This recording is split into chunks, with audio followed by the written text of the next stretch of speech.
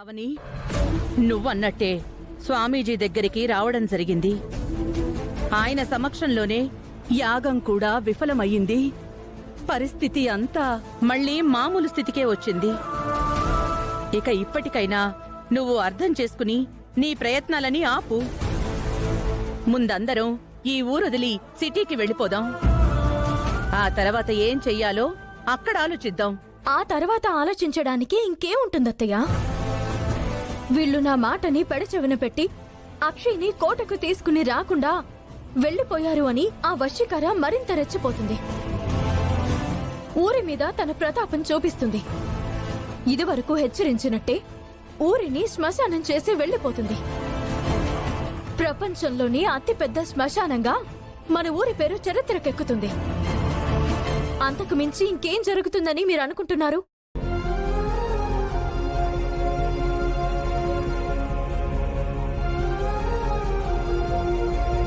యాగం జరిగితే అక్షయకు ఎటువంటి ప్రమాదం ఉండదని అనుకున్నాం.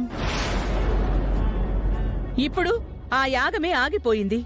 అయినా సరే అక్షయని బలి చేద్దామని నువ్వనుకుంటున్నావు. మీకు గుండెపోటు రావడానికి కారణం ఆ వశీకర మాయల కుట్ర. మిమ్మల్ని జనాలని భయపెట్టడానికి ఆ విధంగా చేశారు. నువ్వింకేం చెప్పొద్దవని. అక్షయ విషయంలో నీ నిర్ణయాన్ని మార్చుకోవడం మంచిది. అత్త, నన్ను నమ్ము. అక్షయ్కి ఏం కాదు. తల్లి, నీకో దండం. చివరికి ఆ స్వామీజీ కూడా ఏం చెయ్యలేనని చేతులెత్తేసి వెళ్లిపోయాడు. ఆయన కంటే గొప్పదనివా నువ్వు?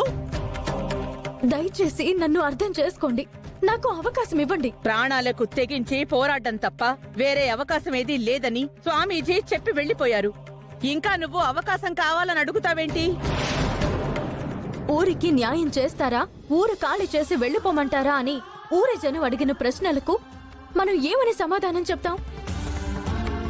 తల ఎత్తుకుని తిరిగే మన వంశం తల దించుకోవాల్సొస్తుంది. మన పరువు మంటల్లో తగలబడిపోతుంది. మన గౌరవం గంగపాలైపోతుంది. మన వంశ చరిత్ర హీనమైపోతుంది. అది అర్థం కావడం లేదా మీకు? చరిత్ర చరిత్ర చరిత్ర, వంశం వంశం వంశం, ఇదే పాట పాడతావేంటి? పదే పదే ఇదే మాట అంటావేంటి? పిచ్చి లేపుతున్నావు.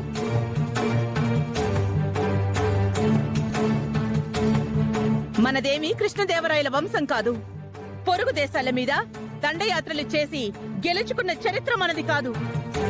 ఇంకోసారి ఆ మాటలు మాట్లాడుకు. కోపంలో మీరిలా మాట్లాడుతున్నారు గాని మన వంశంకు అంత పెద్ద చరిత్ర లేదా?